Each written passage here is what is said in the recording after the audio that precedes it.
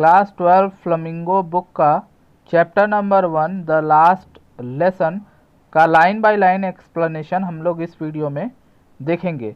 इससे पहले मैंने इस चैप्टर के 2 पार्ट्स बना दिए हैं, जिसको आपने अगर नहीं देखा है तो उसका लिंक आपको डिस्क्रिप्शन में मिल जाएगा, आप वहां से इसे देख सकते हैं। मैंने उन दोनों वीडियोस में 8 पैराग्राफ्स पढ़ा दिया है। इस वीडियो में बचे हुए 4 पैराग्राफ्स पढ़ाकर ये वीडियो एंड हो जाएगा। पिछले वीडियो में मैंने ये बताया था कि ये जो स्टोरी है ये उस समय के वक्त का है जब फ्रांस और प्रूशिया के बीच में जंग हुई थी और प्रूशिया ने फ्रांस को हराकर उसके 2 शहरों एल्सीक और लॉरेन पर कब्जा कर लिया था और आदेश दे दिया था कि अब से वहाँ पर फ्रेंच नहीं पढ़ाया जाएगा, बल्कि उसकी जगह पर जर्मन भाषा पढ़ाई जाएगी। और उसी के बारे में ये जो राइटर हैं अपने बचपन का एक किस्सा बताते हैं, जब वो स्कूल जाते हैं और एक्चुअल में वो स्कूल लेट पहुंचते हैं और उस दिन पार्टिसिपल के टॉपिक पर जो उनके टीचर हैं एम हेमेल, वो कुछ पूछने वाले होते हैं और वो उनको याद नहीं होता है। तो एक तो लेट जाते हैं और दूसरी बात वो होमवर्क भी नहीं किए थे, तो उनको डर था कि टीचर उनको मारेंगे, बट ऐसा कुछ होता नहीं है क्योंकि ऑर्डर आ गया था कि वहाँ के जितने भी फ्रेंच पढ़ाने वाले टीचर हैं वो शहर छोड़कर चले जाएं। और इसी वजह से वो जो एम हेमेल है उस दिन आखिरी चैप्टर पढ़ाने वाले थे और इस वजह से पूरे स्कूल में एक तरह का सन्नाटा छाया हुआ था। ये जो राइटर है इनका नाम फ्रांस था। ये जब अंदर जाते हैं तो इनकी टीचर इनको डांटते भी नहीं हैं और बैठा देते हैं। क्लास के पीछे जो है गांव के बड़े बुजुर्ग पुराने कार्यकर्ता वगैरह भी लोग वहां पर बैठे हुए थे। सभी उदास थे, गंभीर थे और वो यहाँ पर उस फ्रेंच टीचर एम हेमेल को रिस्पेक्ट अदा करने आए थे क्योंकि वो 40 सालों से यहाँ पर पढ़ा रहे थे। और फिर जब फ्रेंच को पढ़ने के लिए बोला जाता है तो वो पढ़ नहीं पाता।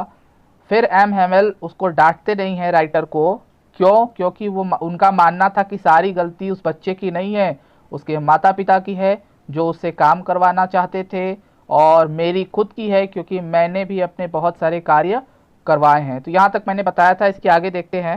Then from one thing to another, तब एक के बाद एक, M Hamel went on to talk of the French language, यानी एक के बाद एक जो है एम हेमेल जो उनके टीचर थे वो फ्रेंच लैंग्वेज के बारे में बात करने लगे। सेइंग दैट, ये कह रहे थे, it was the most beautiful, कि ये जो फ्रेंच भाषा है ये दुनिया की सबसे सुंदर लैंग्वेज इन द वर्ल्ड, यानी दुनिया में सबसे सुंदर लैंग्वेज है। द क्लियरेस्ट, यानी सबसे स्पष्ट है। द मोस्ट लॉजिकल, और सबसे ज़्यादा लॉजिकल है, तार्किक है। That we must guard it, यानी गार्ड मतलब रक्षा करना, हमें इसकी रक्षा करनी चाहिए।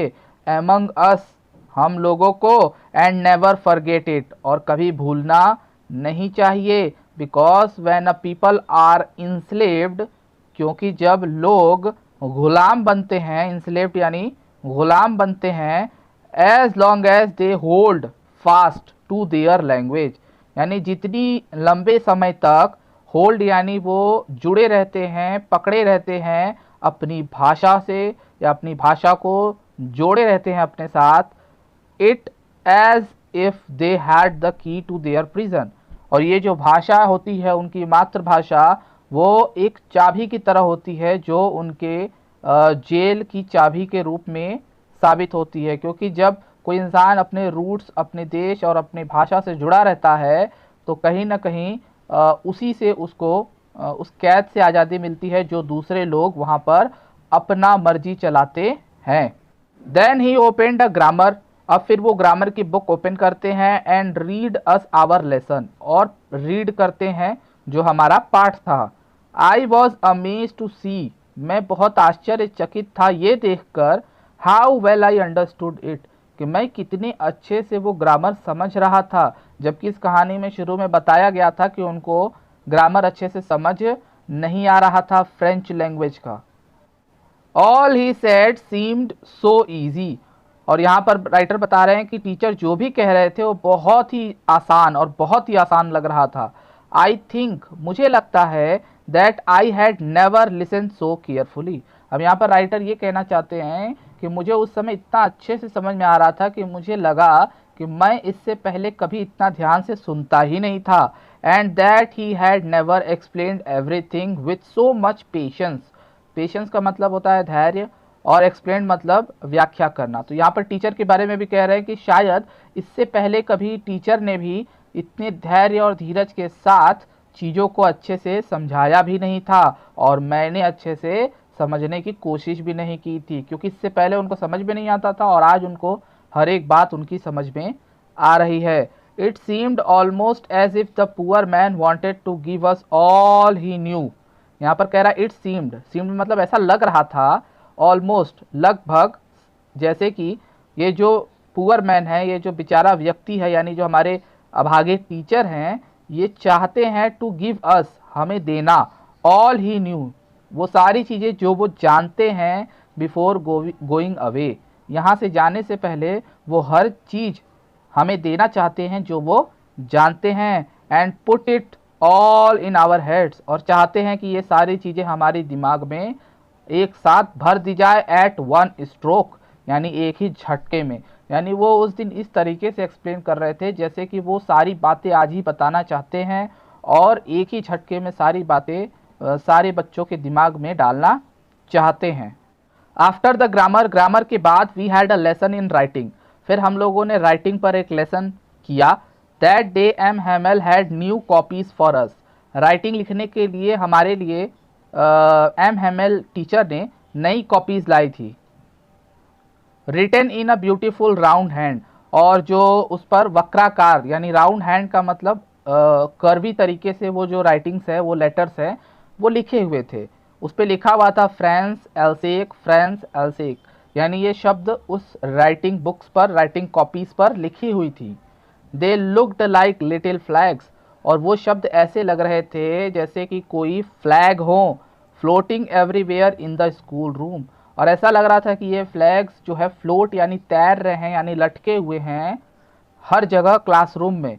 हंग फ्रॉम द रॉड, यानी एक छड़ी पर या छड़ पर लटके हुए हैं, हंग यानी लटके हुए हैं।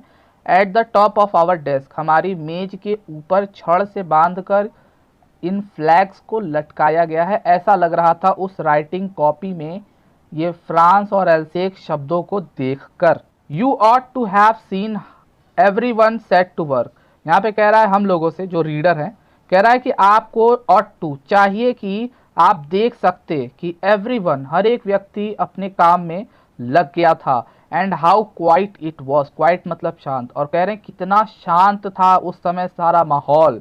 The only sound was the scratching of the pen over the paper, यानी वहाँ पर सिर्फ एक ही आवाज़ आ रही थी, पेपर पर पेन के स्क्रैच यानी घसीटने की आवाज़ आ रही थी, खुरचने की आवाज़। Once some beetles flew in, अब यहाँ पर बता रहे हैं कि कुछ भंवरे क्लासरूम में एंटर करते हैं, फ्लू इन का मतलब उड़ के अंदर आते हैं। But nobody paid any attention, attention मतलब ध्यान देना, लेकिन किसी ने भी उन बीटल्स पर ध्यान नहीं दिया। नॉट इवन द लिटिलेस्ट वंस, यानी सबसे लिटिलेस्ट छोटे बच्चे भी उन भंवरों पर ध्यान नहीं दिए। हु वर्कड राइट ऑन, जो कि अपने काम में बिजी थे। क्या काम कर रहे थे छोटे बच्चे? Tracing their fish hooks as it was a French too. अब यहाँ कह रहे हैं कि ट्रेसिंग का मतलब ड्राइंग करना, वो जो छोटे बच्चे हैं वो ड्राइंग कर रहे थे और क्या बना रहे थे? मछली का कांटा बना रहे थे, और वो अपने काम में इतने बिजी थे छोटे बच्चे कि वो भंवरों पर ध्यान नहीं दिए। और वो यहाँ पर राइटर कह रहे हैं ऐसा लग रहा था कि मानो वो भी फ्रेंच लैंग्वेज ही पढ़ रहे हैं वो छोटे बच्चे, क्योंकि उस समय सभी भावुक थे, क्योंकि वो टीचर जा रहे थे और फ्रेंच लैंग्वेज बंद होने वाली थी, और उनके क्लास में सभी बच्चे फ्रांस और एल्सेक वर्ड को लिखने में बिजी थे, लेकिन छोटे बच्चे जो कि ड्राइंग कर रहे थे वो भी ध्यान नहीं दे रहे थे, मानो वो भी फ्रेंच पढ़ रहे हों। यहाँ पर यही कहना चाहता है। On the roof the pigeons cooed very low, cooed मतलब आवाज़ निकालना, यानी जो पिजन है वो छत पर आवाज़ निकाल रही थी, वेरी लो बहुत धीमे स्वर में। And I thought to myself, तब राइटर अपने आप से सोचते हैं, will they make them sing in German even the pigeons. अब यहाँ सवाल करते हैं कि जो प्रूशियन है ज़बरदस्ती हम लोगों को जर्मन पढ़ाने सिखाने में लगे हुए हैं, क्या ये जो पिजन्स हैं इनको भी जर्मन सिखाएंगे। When ever I looked up from my writing, जब मैं अपनी राइटिंग कॉपीज से ऊपर देखता था, वेन एवर यानी जब कभी, आई सॉ मैंने देखा, एम हेमल सिटिंग मोशनलेस, यानी एम हेमल अपनी चेयर पर मोशनलेस होकर बैठे थे, यानी उनके बॉडी में कोई ज़्यादा हरकत नहीं थी। In his chair and gazing, gazing मतलब एक लगातार देखना, first at one thing and then another, यानी वो पहले एक चीज़ को एक लगातार देख रहे थे और फिर दूसरे चीज़ को एक लगातार देख रहे थे। जब हम गहरी सोच में होते हैं तो इस तरह करते हैं कि हम किसी एक चीज़ को लगातार एक गेस करते हैं, यानी घूरते हैं। As if he wanted to fix in his mind, अब यहाँ पे बताना चाह रहे हैं कि वो इस तरीके से हर एक चीज़ को देख रहे थे जैसे कि मानो वो चाहते थे टू फिक्स, हर चीज़ों को अपने दिमाग में सजो लेना चाहते थे। Just how everything looked in, जो वहाँ पर दिख रही थी, दैट लिटिल स्कूल रूम, उस स्कूल के उस क्लासरूम में जो भी चीज़ें दिख रही थी उन सभी चीज़ों को अपने दिमाग में वो फिक्स कर लेना चाहते थे। वो इस तरह से सबको देख रहे थे। फैंसी, अब यहाँ फैंसी का मतलब है ज़रा सोचो, फॉर 40 ईयर्स, मैंने 40 सालों से, he had been there in the same place, वो इसी सेम जगह पर हैं, विथ हिज गार्डन आउटसाइड, जिसमें कि बाहर उनका गार्डन है, द विंडो वही खिड़की है, and his class in front of him. अब यहाँ कहना चाहते हैं कि 40 साल से वो उसी क्लासरूम में पढ़ा रहे हैं जिसमें खिड़की के बाहर एक गार्डन है और क्लास उनके सामने है। फ्रंट का मतलब क्या होता है, सामने, यानी वो उसी क्लास में इतने समय से पढ़ा रहे हैं। Just like that only the desk and benches had been worn smooth, worn smooth का मतलब घिस घिस के चिकना हो जाना। यहाँ पर कह रहे हैं कि कुछ नहीं बदला है, सिर्फ यहाँ की जो बेंच और डेस्क है वो यूज़ होते होते चिकनी हो चुकी है, स्मूथ हो चुकी है। The walnut trees in the garden were taller, अब यहाँ बता रहे गार्डन में जो अखरोट का, वॉलनट का ट्री है, अखरोट का पेड़ है, वो और भी लंबा हो चुका है। एंड होप वाइन, एक प्रकार की जो बेल होती है, बेल की जो लताएं हैं, दैट ही हैड प्लांटेड, जो उन्होंने प्लांट किया था एक जमाने में, हिमसेल्फ स्वयं, ट्विंड, यानी वो लताएं कैसे सपोर्ट के सहारे वो आगे बढ़ती हैं। तो यहाँ पे भी वही लिखा हुआ है, twined about the windows to the roof, यहाँ पे बता रहा है कि वो खिड़कियों के सहारे छत तक पहुँच चुकी थी, यानी वो जो लताएं उन्होंने लगाया था वो बहुत बड़ी हो चुकी थी। How it must have broken his heart to leave it all, अब यहाँ कह रहे हैं कि कितना उनका हृदय टूट गया होगा इन सब चीज़ों को छोड़ने में। पुअर मैन, बेचारा व्यक्ति। टू हियर हिज सिस्टर, अब यहाँ पर क्या है कि ये जो टीचर हैं इनकी बहन इनका सारा सामान पैक कर रही हैं, क्योंकि इन लोगों को शहर से बाहर जाना है, क्योंकि जितने फ्रेंच टीचर हैं उनको शहर से निकाल दिया गया था। तो वही यहाँ पर लिखा है, to hear his sister moving about in the room above, यानी ऊपर वाले रूम में उनकी सिस्टर इधर उधर मूव कर रही थी और क्या कर रही थी, पैकिंग देयर ट्रंक्स, यानी बक्से पैक कर रही थी, यानी बक्सों में सारा सामान रख रही थी। For they must leave the country next day, क्योंकि उनको ये देश छोड़कर जाना था अगले दिन। But he had the courage to hear every lesson to the very last, अब यहाँ पे बताना चाह रहे हैं कि उनके अंदर हिम्मत थी, क्योंकि इंसान वहाँ पर इतने इमोशनल हो चुके थे कि वो सहन नहीं कर पा रहे थे, लेकिन उनके अंदर करेज यानी हिम्मत था लेसन को अंतिम तक पढ़ने का। आफ्टर द राइटिंग करने के बाद, we had a lesson in history, हम लोगों को हिस्ट्री पढ़ाया गया। And then the babies chanted their, अब जो छोटे बच्चे हैं वहाँ पर, जैसे हम लोग हिंदी में क ख ग पढ़ते हैं, वैसे ही फ्रेंच में बा बे बी बो पू वो पढ़ रहे थे। जैसे कि बच्चों को रीसाइट करके यानी एक साथ बुलवा कर सिखाया जाता है, वैसे ही वहाँ छोटे बच्चों को सिखाया जा रहा था।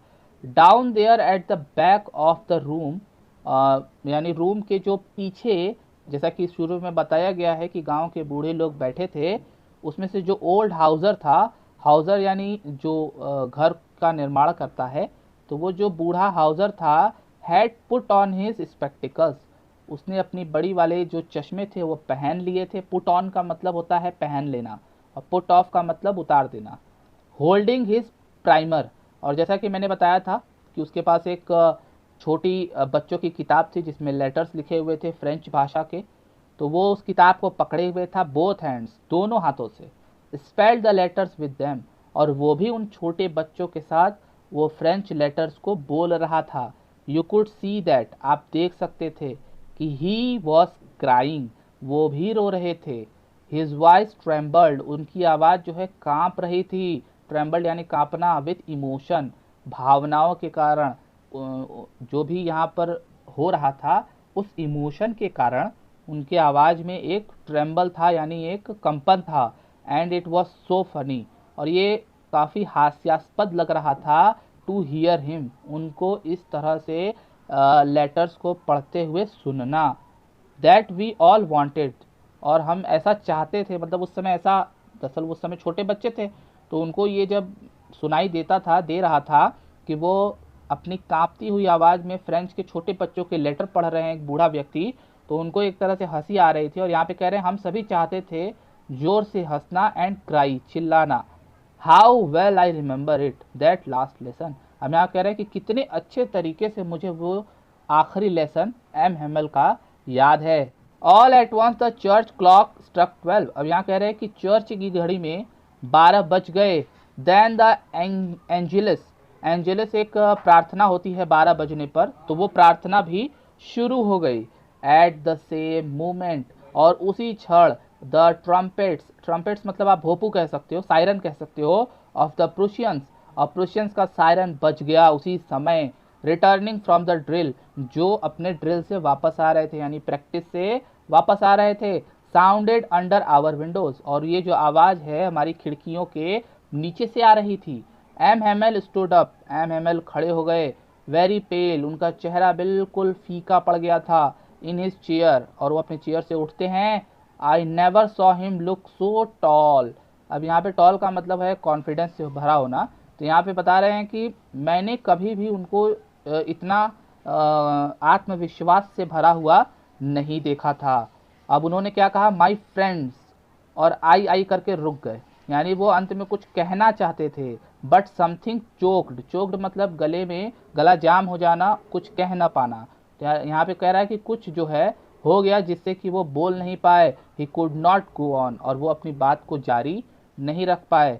Then he turn to the blackboard, फिर जब वो बोल नहीं पाते हैं तो वो क्या करते हैं, मुड़ जाते हैं ब्लैक बोर्ड की तरफ। टुक अ पीस ऑफ चॉक, और एक चौक का टुकड़ा लेते हैं। And bearing on with all is might, might मतलब ताकत, अपनी पूरी ताकत के साथ, बियरिंग मतलब जुटाकर, अपनी पूरी ताकत जुटाकर, he wrote as large as he could, उन्होंने लिखा जितना बड़ा वो लिख सकते थे ब्लैक बोर्ड पर। क्या लिखा, वाइव ला फ्रांस, यानी फ्रांस जिंदाबाद, ये हिंदी में है, और फ्रेंच भाषा में वाइव ला फ्रांस उन्होंने ब्लैक बोर्ड पर लिखा। देन ही स्टॉप्ड, और वो रुक गए। And leaned his head against the wall, और दीवार के सहारे उन्होंने अपना सिर लगा लिया, जैसे कि वो इस जगह को छोड़कर जाने में बहुत ही ज़्यादा निराश हैं, उदास हैं और जाना नहीं चाहते हैं। और उस वजह से उन्होंने अपना सिर दीवार पर टेक लगाया। एंड विदाउट अ वर्ड, और बिना कोई शब्द कहे, he made a gesture, gesture का मतलब यहाँ इशारा कह सकते हो, उन्होंने हमें इशारा किया विथ हिज हैंड, अपने हाथों से। और क्या इशारा किया, स्कूल इज डिसमिस्ड, यानी स्कूल समाप्त हो गया है। यू मे गो, आप जा सकते हैं। तो इस तरीके से ये स्टोरी ख़त्म हो जाती है। और यहाँ पर लास्ट लेसन चैप्टर का नाम इसीलिए है क्योंकि ऑर्डर आ गया था और वो आखिरी लेसन था फ्रेंच लैंग्वेज का उस समय पर जब प्रूशिया ने कब्जा कर लिया था वहाँ के 2 शहरों पर। आई होप आपको ये सारी एक्सप्लेनेशन और लाइन बाय लाइन मीनिंग समझ में आ गया होगा। अगर नहीं आया है तो आप कमेंट में ज़रूर पूछिएगा, मैं आपको आंसर ज़रूर दे दूंगा। अगर वीडियो समझ में आया है तो लाइक कर दीजिए, दोस्तों से शेयर करिए और चैनल को सब्सक्राइब करना मत भूलिएगा।